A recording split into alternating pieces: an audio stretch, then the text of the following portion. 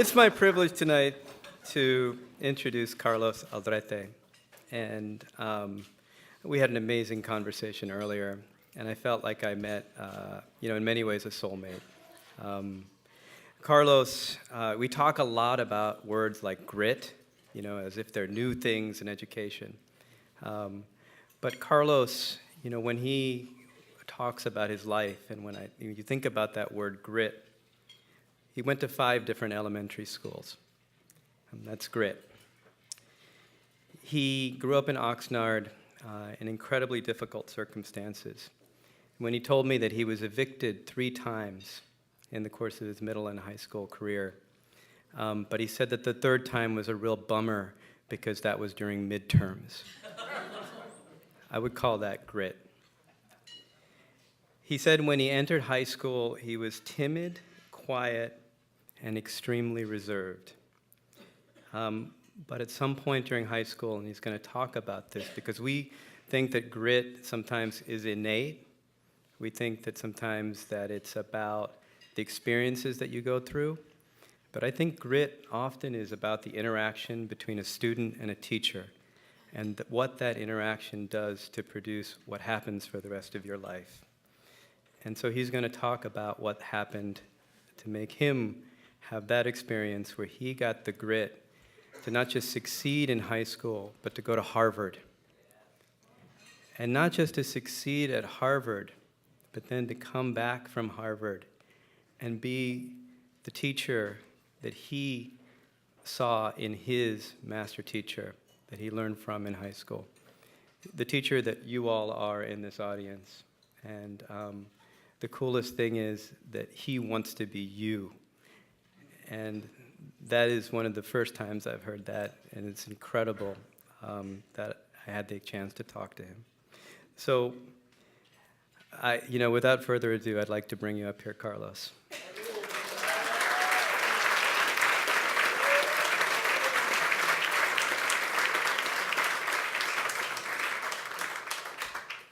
Good evening. I don't want to cry. I'm fine. So I prepared something, and I don't really think it does this event justice, but I'll have it here just in case. I'll speak a little bit more about, growing up in Oxnard, moving a lot, and dealing with all those stressors, and the only thing that made it bearable was you people, my teachers. And I see my teachers in this room right now. And all I can say is thank you. Because a lot of us wouldn't be where we are without you. So can we give you guys a round of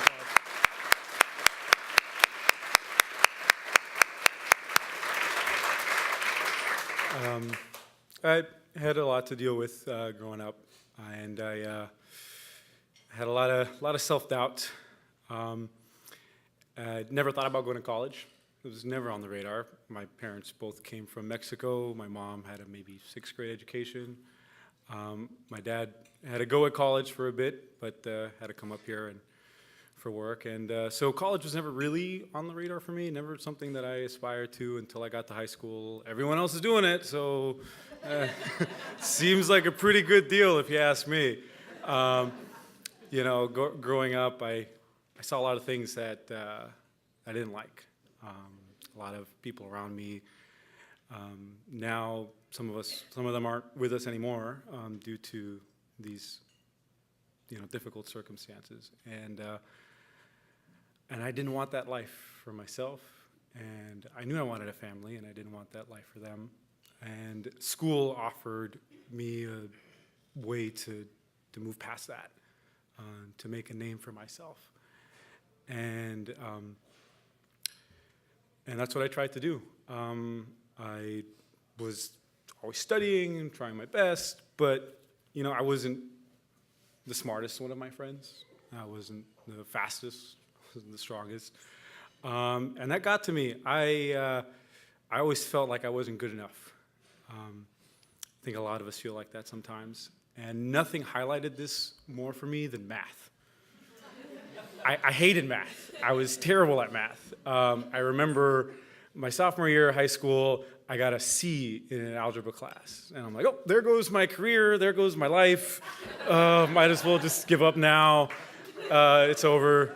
It hurt, and I can laugh about it now, but at the time, I was really, really sad. But I kept sticking with it, and, lucky for me, I had a light at the end of the tunnel. It only took me till my senior year of high school to take calculus with the one and only Mr. Randy Guzik. And Mr. Guzik has a gift, and that is he makes math make sense. And not a lot of people can do that. So thank you, Mr. Guzik. And I was not only lucky enough to have him as a teacher, he was also my tennis coach. So I learned a lot from him. And I learned a couple of things. One was that math is not that hard if you take it easy. And I understood math so well in his class. It never happened. I never understood any subject as well as I did when I was in Mr. Guzik's calculus class. All the other classes, I always struggled, I always had difficulty, but Guzik, it just worked. It was simple, and not in a condescending way. It was simple in a very clear, like I could finally see, the world around me. It made sense. And came so well to me that I was able to tutor other students. And at that point, I knew I wanted to teach, but it was the love I had for that class and for what Mr. Guzik did in that class that made me realize that I couldn't just be a teacher, I could be a great teacher, right? And I had those experiences because of the tools Mr. Guzik gave me. And the most important thing that he gave me was not my understanding of derivatives and integrals, which I want to say I don't remember, but I kind of do. He's that good, guys. He's that good. But I'd say the most important thing he did was he helped grow my sense of self, my self-confidence, both in the classroom in calculus as well as on the tennis court. Because I was terrible when I started playing tennis. I'm still not very good now, but I'm a lot better thanks to Mr. Guzik. And yeah, that's the most important gift he's given to me and to all my friends that have been lucky enough to have him, and that's that he helped us move past our self-doubt, and I think a lot of us come with that. He made sure that wasn't something that was holding me back, which it had been, and with that, paired with his engagement in the classroom, all the pedagogical stuff that just works, his kindness, I think most importantly his patience. He was willing to make sure you understood it, and understood it in a way that you could then teach it to somebody else. Right? And that philosophy is something that I carry now with as a teacher, is if I can teach you something well enough that you can teach it to your peers, I've done my job. And that's something I picked up from Mr. Guzik. And yeah, I can see that ultimately what I needed to do was make sure I wasn't better than my friends, because that doesn't matter. What matters is, am I better than the person I am when I woke up this morning, right? Am I the best version of myself? And that's what Mr. Guzik made me realize, that's what's gonna make me successful. It's asking myself, am I the best version of myself? And I say that to my students now, and that all came from Mr. Guzik. And that's why I know I nominated him, and I know that's why all my peers and my friends nominated him for this, because it takes a special person to do that, And I've tried to do that. I just finished my master's at the University of La Verne this past summer, and I'm hoping next year to apply for a PhD program, hopefully back at Harvard. Policy is interesting, but we'll see what's out there. And I couldn't do any of this without that, Mr. Guzik, that confidence. I have that because of you, and I hope to pass that forward to my students. And I'd say I'd like to be half the teacher you are, but honestly, I can only hope to be half the person you are. So thank you, Mr. Guzik.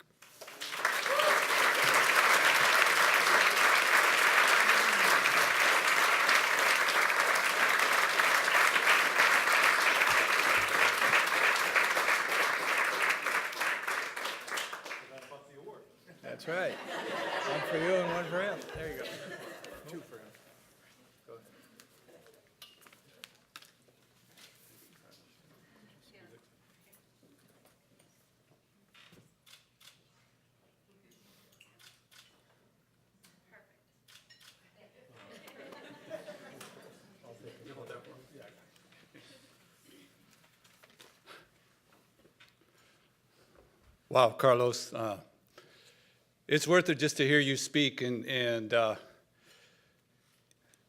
the young man that you have become and to hear you. And Carlos is a Gates Millennium Scholar, and he.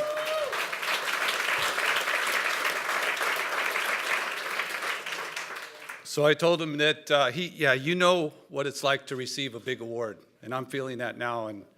And Carlos, he went away to Harvard, but he came back also, and that's an amazing, something amazing. He came back to the hood, so to speak, to Oxnard, and he's an incredible role model to the students around him. He's like our secret. He's across the hall from me. I have to pinch myself and sometimes. And this guy went to Harvard, and he's back here. He's teaching our students, and he's being a role model. And from the beginning, he showed ability as a tutor. I remember students going to him, and Carlos was breaking it down to me. And Carlos, you've had that gift, and you just keep feeding that. He's going through growing pains as young teachers do. It's a tough road when the administration dumps things on you, but he's growing, and you're going to be a master at your craft, Carlos. And you receive something like this, and like me, you've been around a long time, and you start to break it down to what does it take to be the master of your craft. And every craft has its tools, and I think about a teacher and what are our tools. And in the simplest way, you could say, well, your voice is very important, and what you say, the spoken word, the true spoken word is very important. But you think about that, and words are important, and words are powerful weapons for good or for bad. And we all know students that have been beaten down by weapons. So it's not just that spoken word. It's a caring heart that has to back it up. It's a loving heart. So you think, okay, it's a spoken word. It's the caring heart. And I think back at my parents and my mom, Eleanor. I was trying to figure out what to do in college, and I didn't know what to do. She said, just keep at it. College buys you time. You'll figure it out.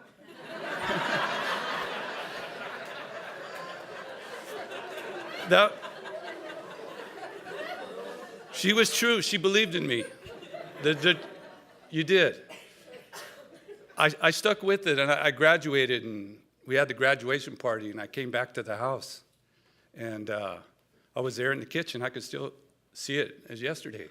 My dad comes up to me and he says, son, I'm really proud that you graduated, because I never had that opportunity. See, my dad he got married young, as they did back in the day. And by the time he was 24, he had 5 kids. And he was working most of the time 2 jobs. He's a smart man. He was a smart young man.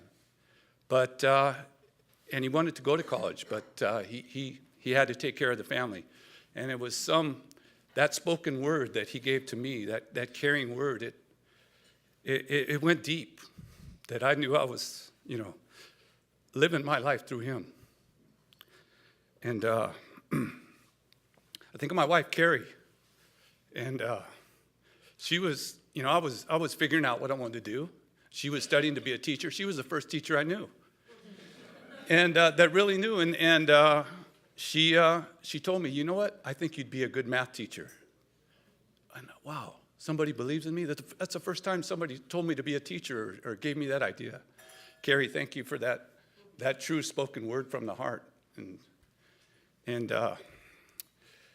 you get to teaching, and you realize the power of words and what they can have, and how they can influence students, and it's amazing. It's a secret weapon. It really is. And you see a student with rough edges, they're not maybe, don't think about college. They're not thinking about that, but you see a little diamond inside there. You see that diamond in the rough. And when you tell them, you know what, have you ever thought about college? I could see you going there. You could see the light in their eyes and, what? Yeah, and you should go to college. Are you planning for college? And you see them respond. And when I got this little Einstein bobblehead doll, and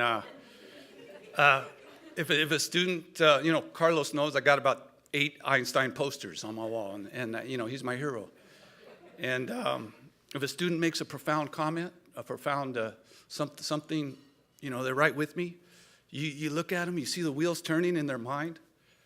You can tell they're about to say something. You say, well, what are you thinking about? Give me something.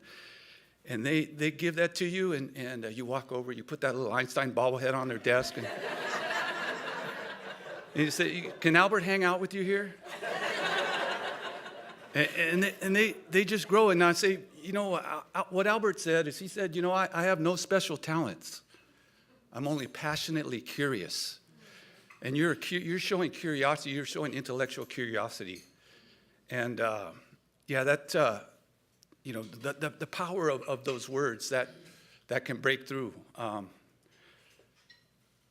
This last year, my wife, she had some serious medical issues. She went through some serious cancer treatment. Thank God that she's doing well now. She's in recovery, but it was a tough time. That spoken word and that word of caring, when your students start to give it back to you, that's when it really hits home. And the students at Pacifica, they were amazing. The volleyball team did a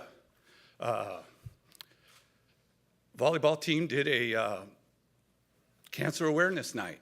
Pink ribbons, and in her dedication.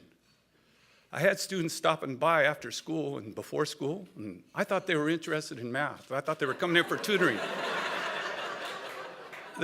They were coming in to check on me, to see how I was doing. And those powerful words from a caring heart, I mean, it's incredible. And here I am, and we got into the hotel room. I sat on the bed. I told my wife, "Is this a dream? I'm living a dream?" And to be honored like this, and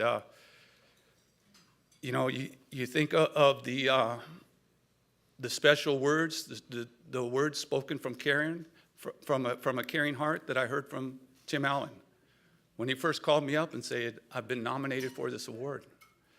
I never heard of the Carlston Foundation, and I've been nominated as an outstanding teacher of America. And wow, just to be nominated, wow. And then to get that spoken word from him again, that the board had selected me as an honoree. It's almost too much. It's hard to take in. So, from the bottom of my heart, from just this weekend has been amazing. Seeing all my top colleagues around, that the connections that I'm making professionally, the spoken words from a caring heart, from the board. Thank you from the bottom of my heart for this honor. I feel humbled and very thankful. Thank you.